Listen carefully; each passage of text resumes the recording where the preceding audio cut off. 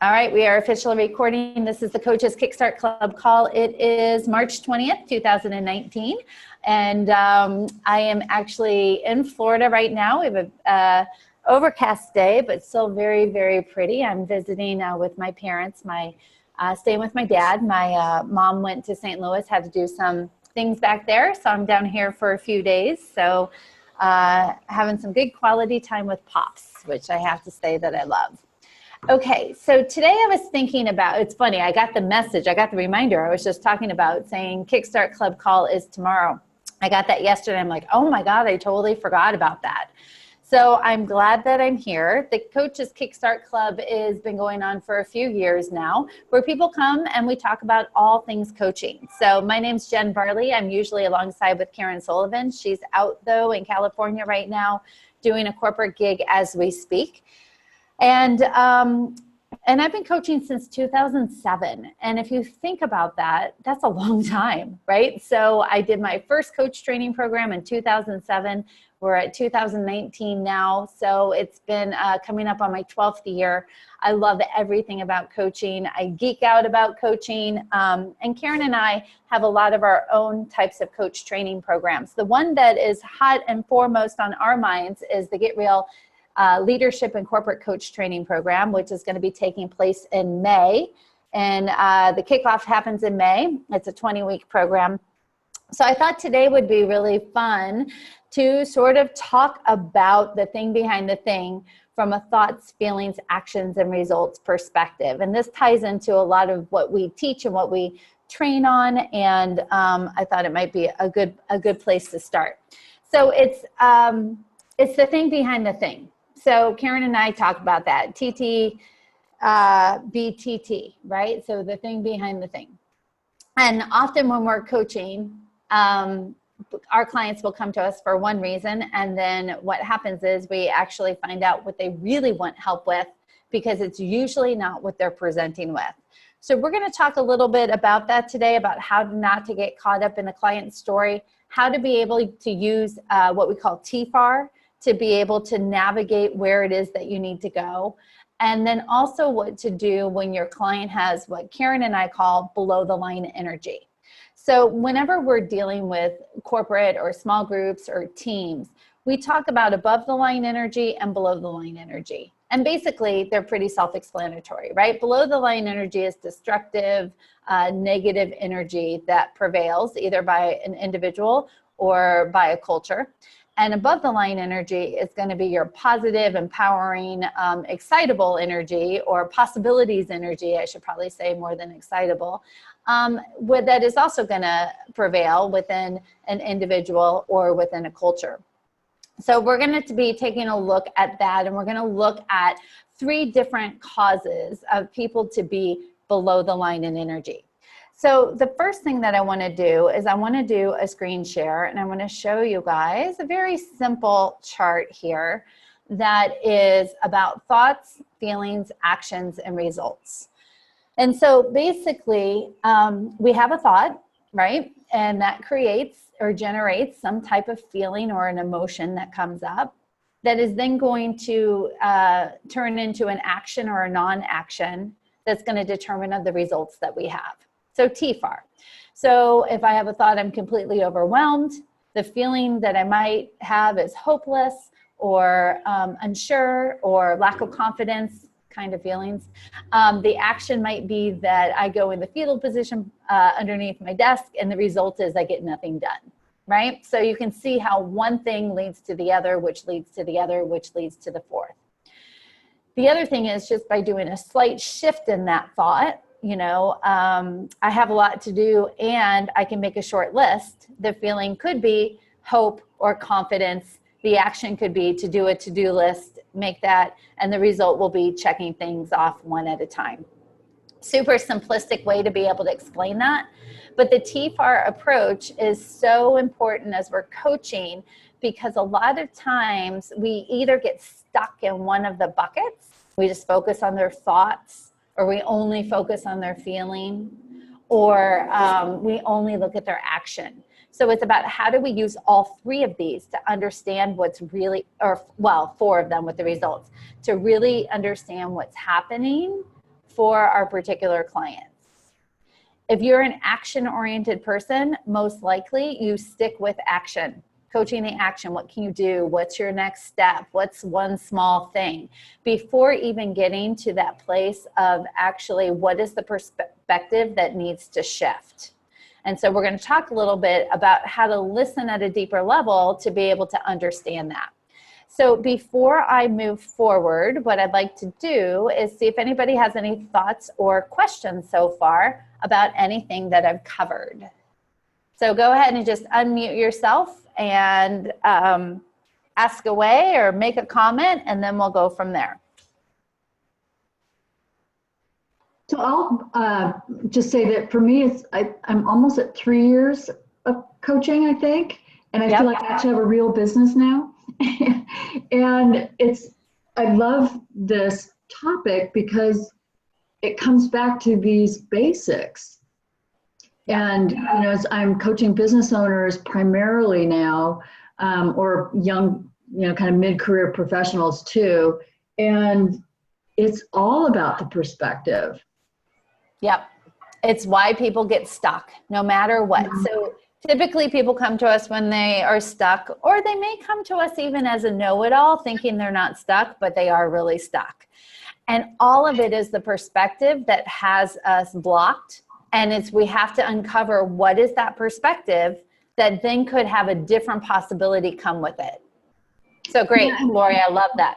Go ahead. Like for a lot of them too, it's like they have I'm going to do air quotes, a businessy reason why they're bringing me into the business, but it's still that human element, no matter what kind of technical or, practical kind of thing they're talking about. It's still that human perspective, one individual at a time. Definitely. Yeah. So Karen, I find we are often brought into organizations to help the culture or to help people have better communication or to make better decisions. And so we say, yes, we would love to. We are so insanely good at that. Perfect. That is exactly what we'll do. And then we'll get the gig and we'll work with them, and we will do that at the very last moment. We will first focus on who the person is and what are their thoughts, feelings, actions, and results. And then we're going to tie that into decision making. So then great. So how does that connect with decision making? How does that connect with communication? How does that connect with, so that way we're backdooring in their business reason, because we can teach people decision making skills all day long. But if their perspective is that I'm going to make the wrong decision, I'm going to get fired, it doesn't matter if they have the skill or not. Or if the decision is, their perspective is that they can do it all alone and they don't need to have their team buy into the decision, it doesn't matter what the decision is. So I totally agree with that, Lori. Good. Beth wrote in here, will you give some examples of questions we can ask to get to the deeper level? Definitely. So hang tight on that. What other questions or comments are coming up for you guys? You can just unmute yourself and speak away. And if there's none, I can move on. Okay, I'm moving on. So a couple of things. So when we talk about shifting the perspective, that's, to me, the shift. That is what coaching is all about. It is why we are brought in. And sometimes we'll do this with teams, and sometimes we're going to do this with individual. So you can have a perspective shift from a team perspective that can happen and transcend that team into the next level. But it's about helping our clients be able to find out what is actually blocking them, and then being able to address what that block is and help them change their perspective. So we help our clients find their true agenda and come to the realization of what they really desire, or they're afraid of, or they're avoiding. So that's one way to look at the shift. And then we have to help them break through what's ever holding them back from achieving the result that they want. So no matter what our clients come with, all their situations have thoughts and feelings that are affiliated with them. And those thoughts and those feelings are determining why or why not people act and take action. And those thoughts and the feelings are really driving the client's real agenda.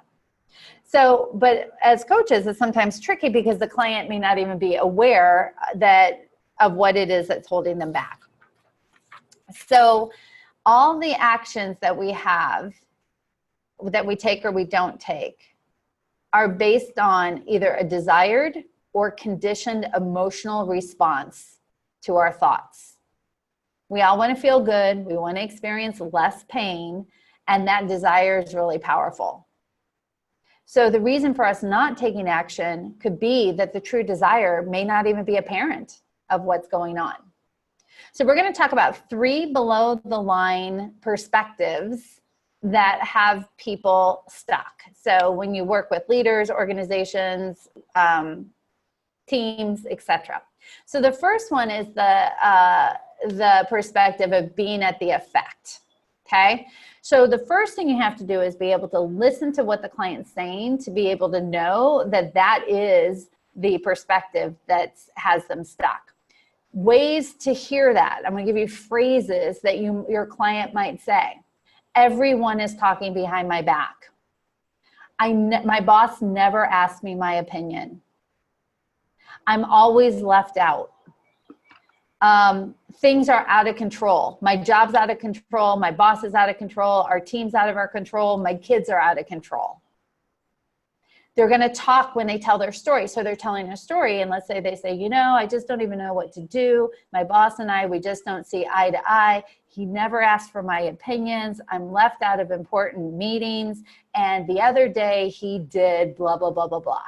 It is so easy to get sucked into the blah, blah, blah, blah, blah, but they already told you where their energy is around it. So other words, I'm so overwhelmed. Or, you know what, they don't want to hear my thoughts anyway, so why even bother? So it's about, or you will hear avoiding type messages, right? I'm just going to avoid them, or I'm not going to answer the phone when they call, or I'm just going to go to a different meeting. So any of those kinds of things are the thoughts that are running through their head. It's that the being at the effect of perspective. They have no control. There's no hope. Things are never going to change. And they're going to give you data and facts to be able to have their case heard. And hopefully in a deep way, they want you to agree with them. So the interesting thing is different feelings are going to come up when these scenarios, when you're at the effect of something. So some examples would be guilt. And guilt examples would be, I just feel so bad. They're going to say, I just feel so bad. You know, I really let them down, and I know that I gave my word. Or they're going to say things like, I just can't let it go. I keep playing this scenario again, over and over and over. If your client says something like, this is so not like me. You know, like this just isn't me, but this is how I'm showing up. I'm trying to make sure everyone is muted. So I'm going to mute you, Heather. You might have a little background. Okay. The other thing that can come at being the effect and the guilt is that's not who I am. So, oh my God, I totally went off on that person. I feel so bad. That's just not who I am. So they've maybe gone from being, from an ego perspective, and now they're at the effect. I feel horrible. That's another indication that there's some guilt there. Other ways that the feelings are going to be expressed, it could be through being concerned or worried. You're going to hear that through the client's languaging, such as I'm nervous or I'm really worried about the results. Another thing that can come up often at being at the effect is embarrassment. So people aren't going to say, I'm really scared that I'll be embarrassed and I'll feel vulnerable in front of my colleagues and they're going to judge me. Our clients just don't talk like that. But they will say things like, I'm really nervous, I'm going to look like an ass. Or what do you think they're going to think of me? Or that didn't go well, I feel like an idiot. And that is all tied into embarrassment. So we have to hear what our clients are saying to be able to identify where they're falling Are they being at the effect of something? The other two I'm going to tell you are an ego-driven perspective. And then the third one is good enough is good enough perspective. Okay. So regret is another emotion that will often come up when we're at the effect of something. And you're going to hear your client say it by asking themselves questions like, why did I do that? Or that was such a poor choice. Or being able to say things like, I should have done that differently. They're at the effect of a decision, and the energy that they're holding on is keeping that perspective that's being stuck. I mentioned the word powerless, and that's going to come up with people just saying, there's nothing I can do. There really isn't a choice. I just have to suck it up. Okay.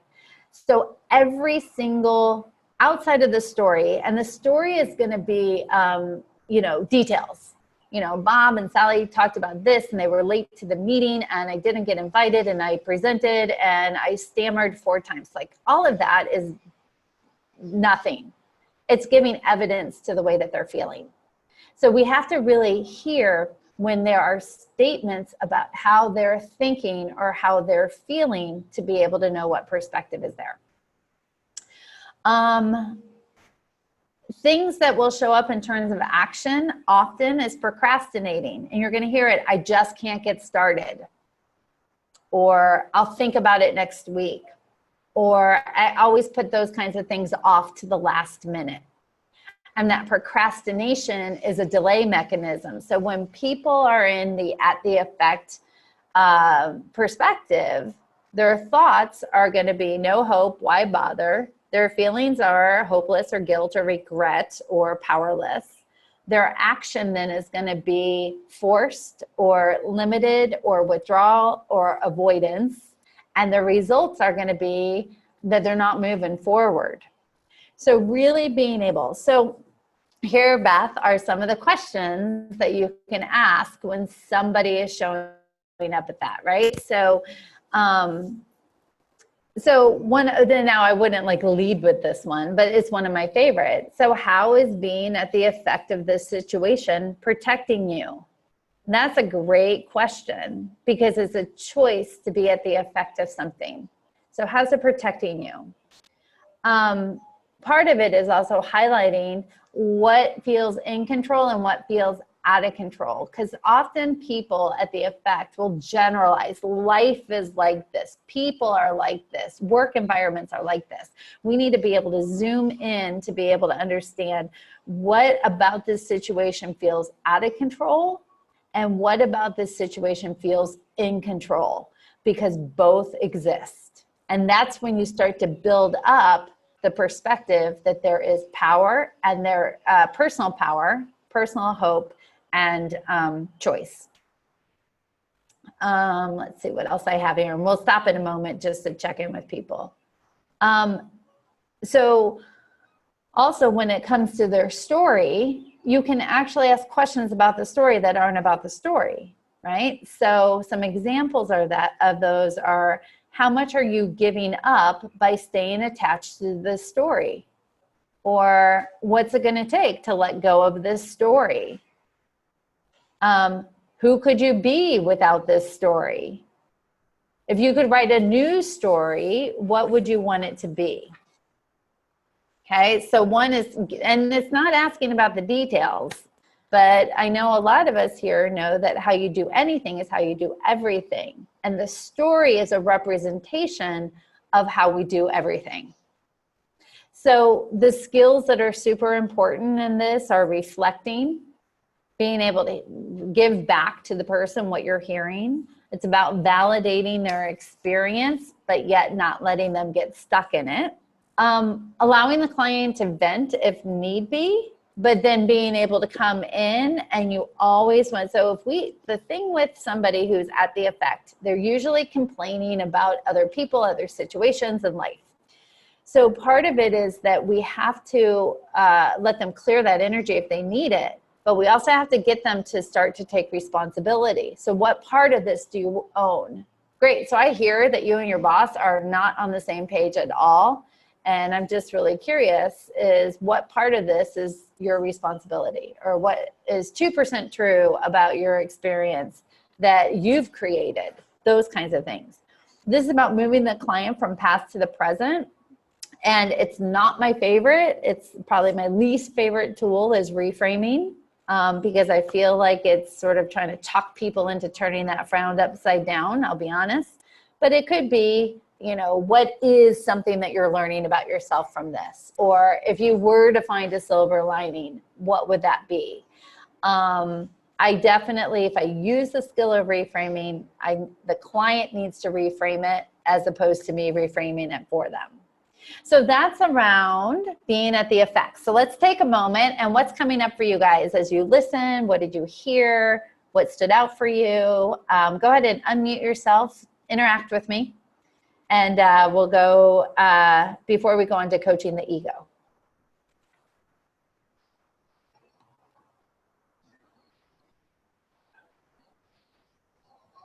Somebody has to want to interact with me. I will interact with you, Jen. Thank you, Erica. Hi. Hi. I thought what stood out to me, which was really cool, was the idea of focusing on when people are in that powerless thing, to focus to narrow those generalizations down and have them focus on what are they in control of and what they feel like is out of control, to try to take some of the, you know, that just is like, let's take some of that stuff off the table and, you know, see what they come up with that they're actually in control of. I thought that was a cool way to address that. Love it. Very cool. Thank you, Erica, for playing along. Yes, and actually that got me thinking is there's a few things, right? So the in control and out of control, but there's three concepts that we always bring up to leaders and organizations and people talking to us is that people have areas they can influence, they can control, and things they need to let go of. So how does that come up in this situation? And is what people are holding on to, the perspective that they're holding on to, is that something they truly should let go of, right? So why are they holding on to that perspective? What's the benefit? What's the protection? What's it proving? How does it show that they're right? What does it let them out of? So, so I love that. So that, Erica, that just got me thinking about that part as well. Those are great questions. I could imagine doing that in a group where you put those three. This is like, who did it? Like Stephen Covey, who did those three like circles of influence, right? I could imagine mapping those in some way in a group, and then asking those questions in those, you know, having people sort themselves around this issue, like where are they placing themselves in this, you know, and what would make them move this way or that way. It could be fun to do like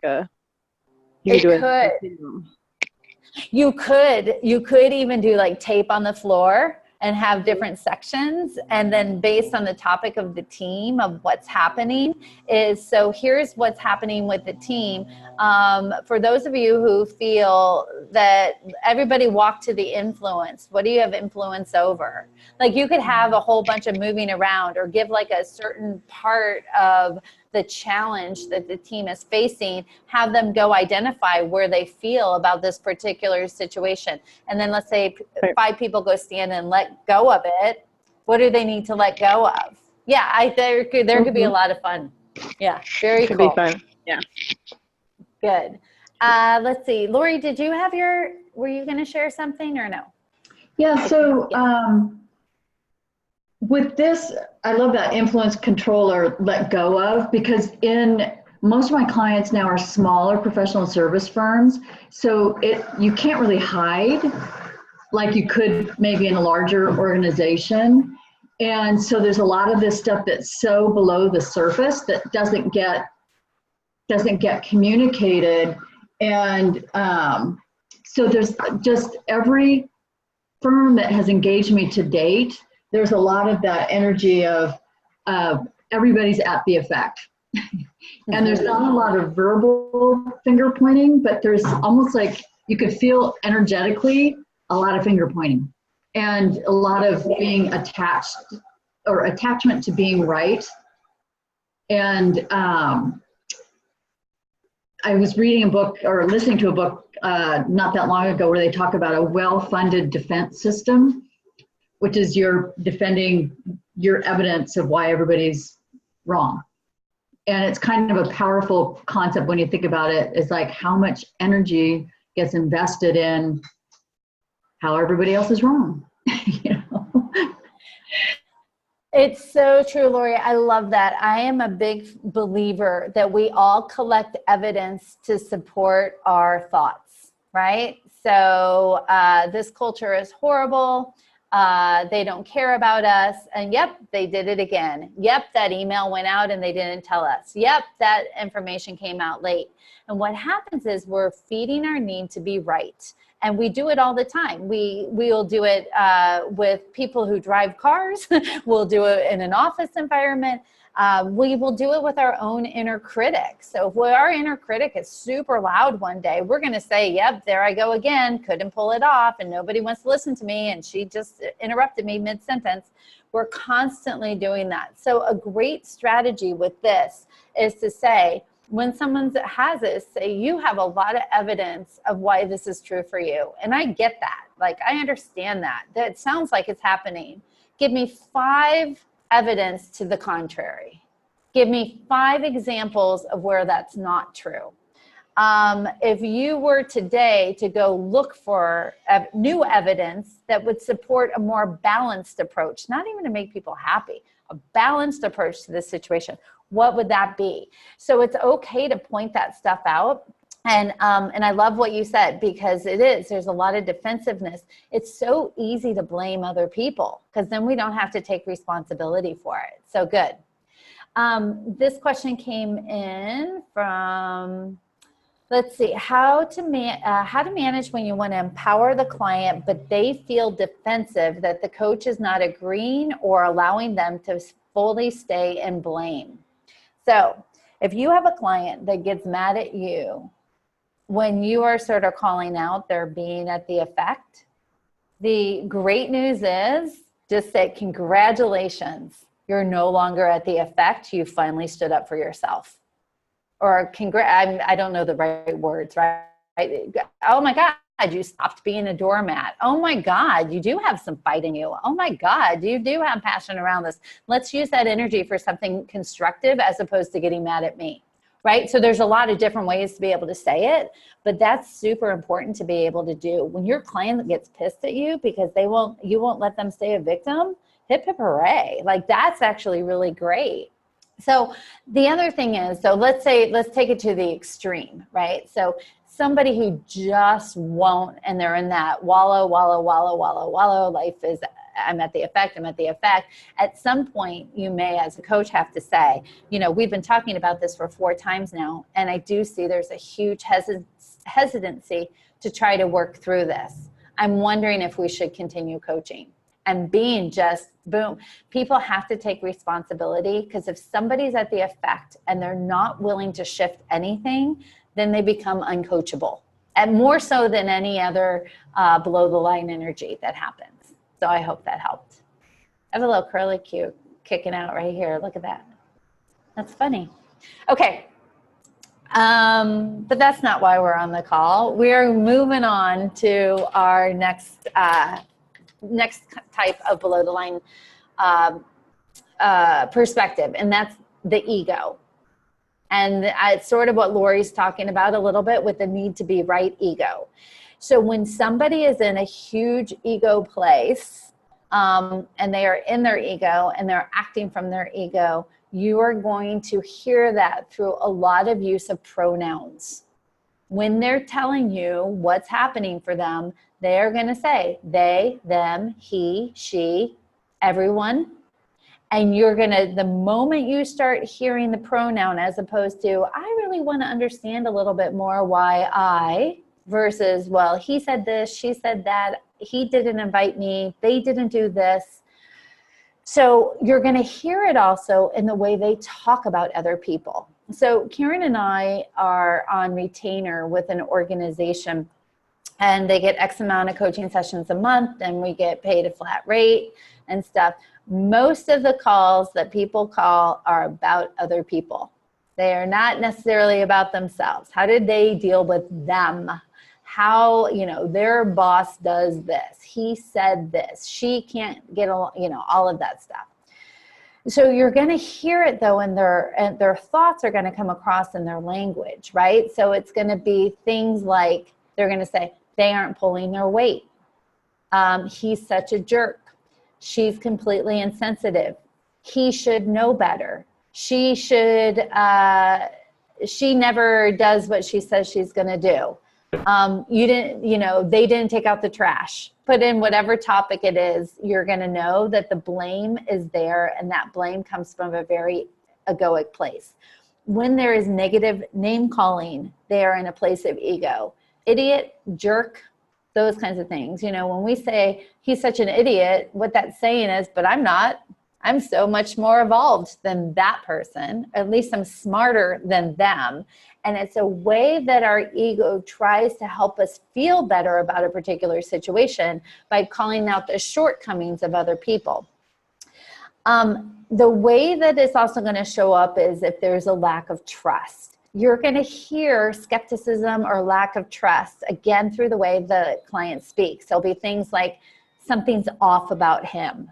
Or, I just don't believe him. Or I'm skeptical this is even going to work. That is all coming from the place of ego and no trust. They may flat out actually say, I don't trust them.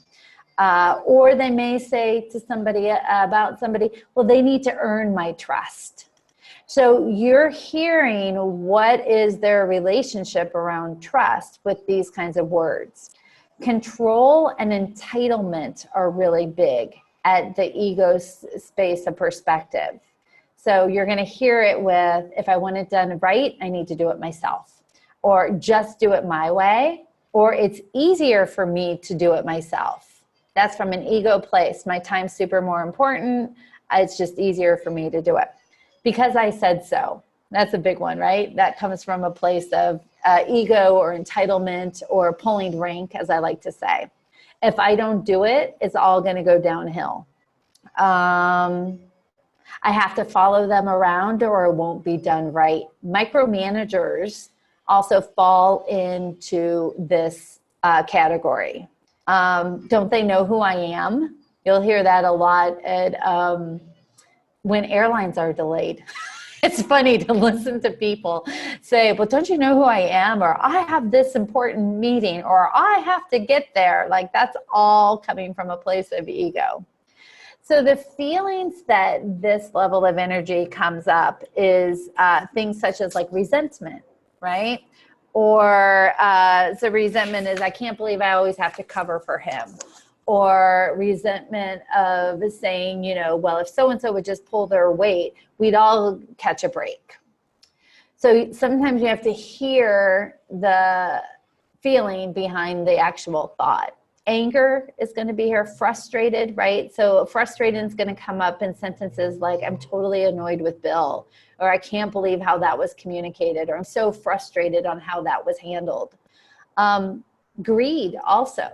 Right? Not sharing of information, of feeling there's a competitive spirit within the work environment. It's marketing against engineering, or it's North America against global. Those are going to come up in many different ways. And sensitivity. I don't care how they feel. They just need to get over it. They're too sensitive. That is coming from a place of insensitivity. Sarcasm. That is, well, most sarcasm is going to come from this place of ego as well.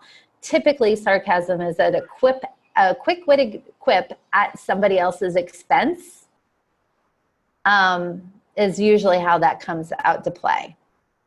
So part of this is about being able to coach the ego. Like, what do you think is really at stake here? Or, if they're really upset and angry at somebody else, you could find out, what value of yours is being violated. And then the coaching is how everybody doesn't have the same values. Or what do you think the anger is really covering up? Because it's usually going to be some type of emotion that the person doesn't want to experience. They don't want to experience embarrassment, so they're going to go off. They don't want to experience sadness, so they're going to get angry. So it's a way to jump over some of the emotions that we don't like to have. Helping them move forward is about getting them to get a different perspective. You know, what are 3 completely different explanations of what might be going on? And this is one of my favorite ones when people are staying in the ego place, right? So how much will this matter in 5 minutes, 5 hours, 5 days, 5 months, 5 years? Because some things people get wound up about isn't even going to matter in 5 minutes. So what's the purpose of hanging on to that particular thing? Now, if it's going to be 5 years, then let's figure out what's really going on there. But I love that. So, you know, how much is this going to matter in 5 minutes, 5 hours, 5 days, 5 months, 5 years? Part of this also is helping the client be able to perhaps have forgiveness for themselves, maybe for being an ass, for others who have done them wrong, to be able to release some of the energy around it, to help with some toleration. So what of this can you tolerate? And the biggest question is, how would you rather respond than react? So this is basically about saying, how is what you're doing working for you, and how is it not working for you? Another thing is, because a lot of this is micromanagement or other people, is, you know, if you were in their shoes, what would you want from somebody else? Or if you were in their shoes, what might be going on for them? That's a big one I love, right? That one's helped me so many times. You could even have them speak to that, right? So to say, so you be Sally right now, and I'll be you. And I'm coming in saying, where's that report? It's just easier if I do it myself. I can't count on you. What do you think Sally might be thinking? We'll never know for a fact. But what it does is it shows that everybody is not in the same mindset when it comes to these things. Okay, so let's pause right there for the ego-driven type of energy that comes up. What do you guys think? What's popping up for you? What ahas did you have? What would be helpful? Anything?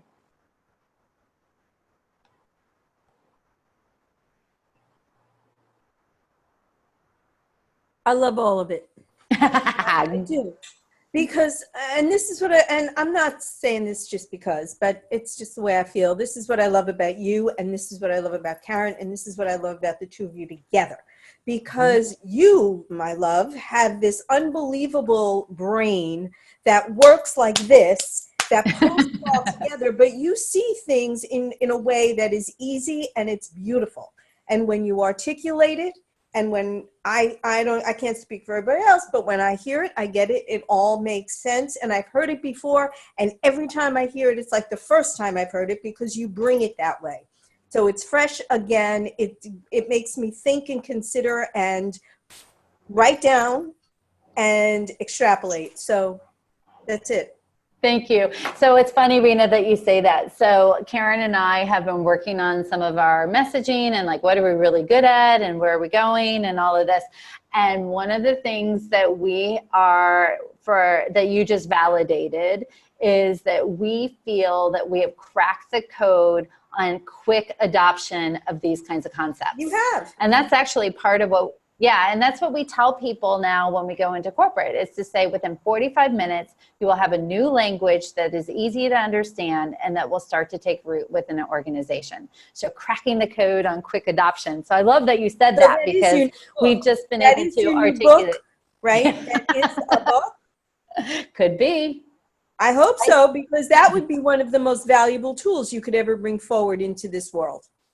I love it. Well, it's funny. So a while back, we did a best of Jenn and Karen, where we asked people in the Facebook group, you know, what's your favorite Jenn and Karen-ism? And then we did a Facebook Live on it. And I actually had that sent to somebody to get transcribed, because I'm like, this could be the book, right? So it called like, you can't see the spinach in your own teeth. And then all of this stuff. So anyway, I know. So, but we're halfway there by having someone transcribed it and is saved in a Word document. But who knows? Who knows? But thank you for saying that. Good. You're welcome. All right. All right. Let's go to the third perspective. What good enough is good enough. So people are sort of living at the life of, it's not great, but it's okay. Okay. You're going to hear when somebody is showing up with this kind of mentality or perspective on the world is when they use a lot of but. Blah, blah, blah, but. Blah, blah, blah, blah, but. Because the but is usually, you know, oh, he's really nice, and but he drives me crazy, right? Or I really appreciate the vision the company's going in, but they didn't consider this. So anytime there's a but, there is sort of saying, I'm going to say something nice, and then I'm going to say something not nice. And what happens is there's a toleration that's going on. It's not full possibility energy. It's not, I love this vision and imagine if. It is still the energy and the perspective that says, I'm going to find something wrong and I'm going to make myself feel better about it. Or I'm going to be the smartest person in the room and I'm going to validate that by sharing my but message. So those are the types of things that are big clues when people are good enough is good enough, not really taking full responsibility. And other things are going to be like, it's okay. You know, it's not that big of a deal. I should do it. It's the right thing to do. It's sort of like they're talking themselves into feeling better about a particular situation. So it's going to be, making excuses for other people's behaviors, right?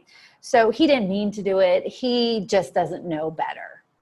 That's where good enough is good enough. And it can get leaders and organizations in huge amounts of trouble because then we have to find out, why are they saying good enough is okay? What are they afraid of? What are they not talking about? What conversations are they not having? What is the feedback that they're not giving? What are they avoiding by rationalizing what it is that's happening?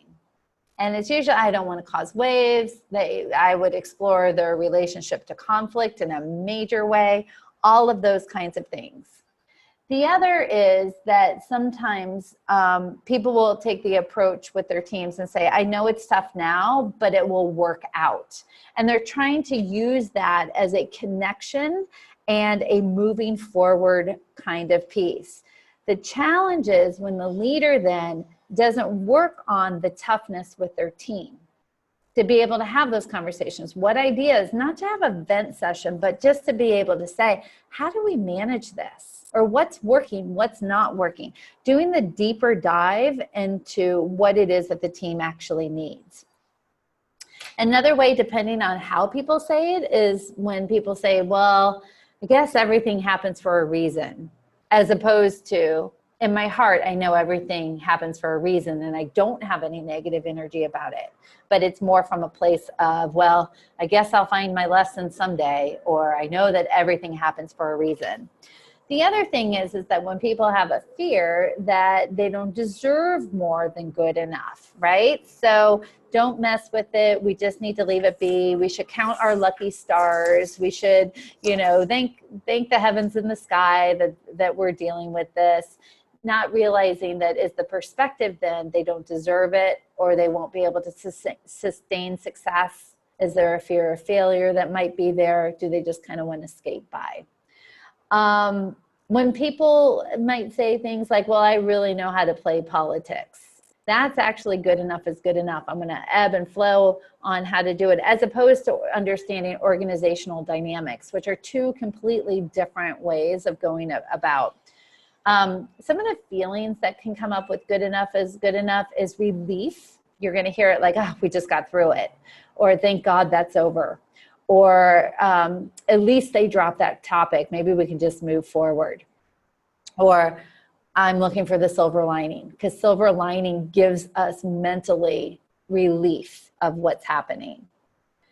When you hear or have the feeling of complacency, I don't like this relationship, but I have to make it work. What I can't see won't hurt me. things might get better next year. So not the drive to make it better, but the hope and the rationalization that it could just be around the corner. I don't love what I'm doing, but it pays the bills, right? So when we're with this, basically there's some great things that happen with it. And it's about, one is, where are you limiting your career, your job, your overall leadership, whatever it is, by accepting that things are just good enough, or your employees are just good enough. Sometimes they'll do that, right? What's your tipping point that would actually cause you to create a change? When is good enough not going to be good enough anymore? This is one of my favorite ones, is how long are you willing to stay with things exactly the same? So here's how I would do it. So Bill, you talk to me, your team is mediocre, you're not getting the results that you want, you have communication challenges, and you don't feel like everybody's on the same page. And it's been this way for the last year. So my question is, if nothing was to change about this situation, how willing are you to accept it as is? Nothing's going to change. Are you willing to have it be like this in 10 years from now?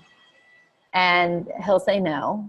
And then you start quick rapid fire going 9 years, 8 years, 7 years, 6 years, 5 years, 4. And you're going to find out till he says yes. And you're going to find out their tipping point and when that's going to be. Sometimes it may be, I can't even stand it another 2 months. Great. So then how are you going to show up differently? Or what do you need to believe, or what do you need to think, or what's possible to be able to help this team move forward? But what you want to do, because if they say they'll live that way for 5 years, then quit talking about it and let's talk about something else that's more important at the moment.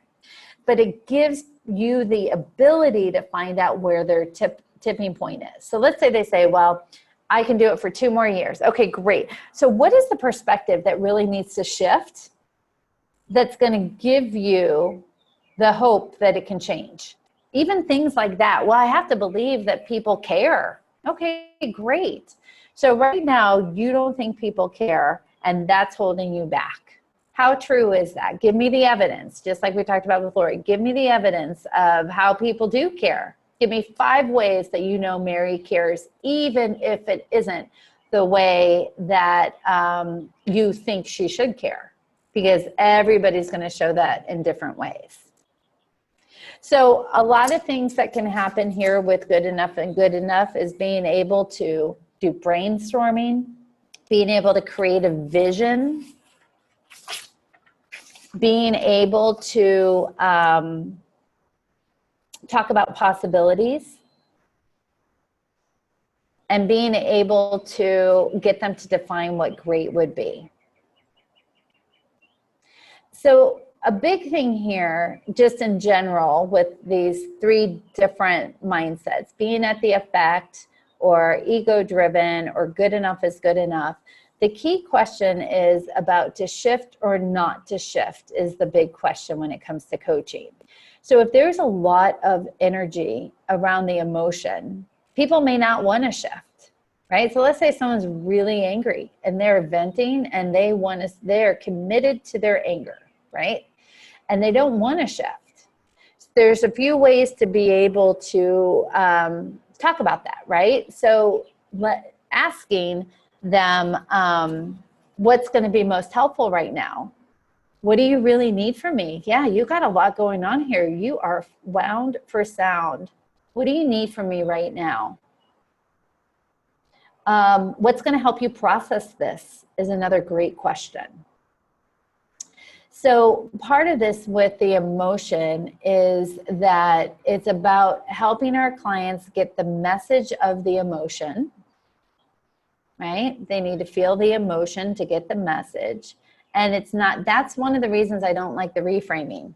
Deep down, just me, Jenn Barley, because the reframing is don't feel what you're feeling, just try to feel better. It's a turn that frown and let's make upside down and let's just, think it's about unicorns, when the reality is sometimes we need to sit in sadness, and sometimes we need to sit in guilt, and sometimes we need to sit in anger to be able to work our way through it, to find out what's on the other side. I think at the end, when people have processed, you can always say things like, so I know that wasn't super great, and I know that wasn't your favorite journey of the year, but yet you made it through it. My question now is, what do you think were some of the lessons? What can you take next into the next situation when this shows up? What did you learn about yourself that's going to be helpful, because you're going to feel sad again? So using that as the lessons learned after they've processed through it, as opposed to a strategy to get them through it, if that makes sense. Let me see what else I got going on here. Well, actually, we're at sort of the top of the hour. So let me turn it back to you guys. Questions, thoughts, anything you want to share with that? Just one question, Jen. This is Cynthia. Hi. Yeah, I am glad you talk about the last one, good enough is good enough, because my thinking as you were speaking is that this sounds like people who really don't like to have to deal with emotions, like don't want to have to deal with anger, right? So, you know, they don't want to deal with conflict. So I'm glad you mentioned about those emotions, because that's the sense that I got. People who shy away from strong emotions tend to stay in that place where it's safe. So thanks for that. Yeah, I think, Cynthia, I think that's a great way to look at that, because it's a great way to just sort of rationalize our way out of what's really going on. Now, here's something how good enough is good enough can come into play, that where people maybe are like, I don't even know, I'm trying to think. So they're like, oh, I just need to change this, and this needs to be different, and X, Y, and Z.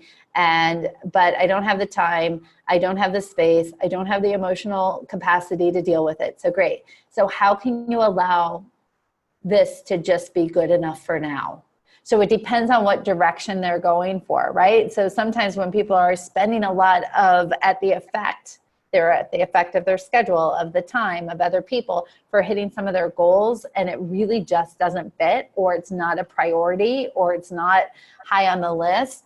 There is a place for good enough is good enough to say, so great. So how, you know, it sounds like good enough is good enough here. What do you need to do to let go of the beating yourself up that you're not doing something about it? So yes, Cynthia, love that. Good. Anybody else?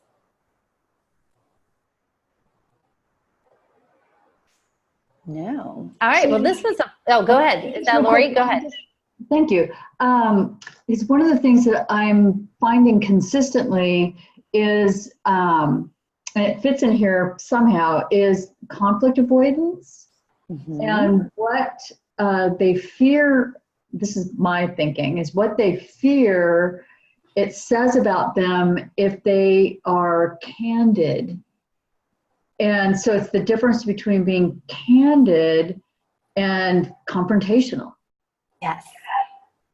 I think that's huge, right? So a whole bunch of there is to be able to get somebody's perspective on what does conflict actually mean. So, you know, when they're like, oh, I don't want to rock the boat, I don't want to make waves. So let's talk a little bit about this. I'm going to share some words with you, and I just want to hear what comes up for you. So when you hear the word confrontational, what comes up for you? When you hear the word candid, what comes up for you? When you hear the word direct, what comes up for you? When you think about resolution, what comes up for you? And then you're going to hear what their perspective is. Because I agree, Lori, that people who are conflict adverse are going to avoid it at all costs because of their perspective of what conflict is. There's so much good that comes out of conflict. But it depends on what their relationship with that is. So helping them to see that, right? So let's say they give a debrief on what they think conflict is, and then they say candid. Well, candid is about being straightforward, but also taking somebody's feelings into account. Great. So if you were to approach this situation with a candid perspective versus a conflict perspective, what changes for you, if anything? Right? So then you get to help them be able to see they're just limited by their own view of what it is. Yeah, that's great. That's good. Okay, so I guess that's it, that all that we have. So I do want to just put a little plug in for Karen and I, because that's kind of what we have to do sometimes when we're trying to get our programs going. So as some of you know, we have our coach training for the Get Real Leadership and Corporate Coach Training that's starting on May 4th, and it's coming up, and it's a 20-week program. And if you haven't heard about it and you're interested, go to our website at kickstartyouredge.com/coach training. And there's a whole bunch of information there if it's something that looks like a good fit for you. And that's all I'll do on the promotion side. And then we are getting together again in April. And I'm just going to take a quick little look and make sure I know when that is. It's usually the 3rd. Yes, it's going to be April 17th. We will be back here at noon Eastern time to do the next Coaches Kickstart Club call. So thank you guys for always showing up. It means the world to us to have people to talk to and share these ideas with. And Karen and I both really appreciate you. And I know she's off doing her thing. But we will see you on the Facebook group or in next month's call. All right. Bye, guys. Thank you. Thank you, Jen. Bye-bye. Thank you.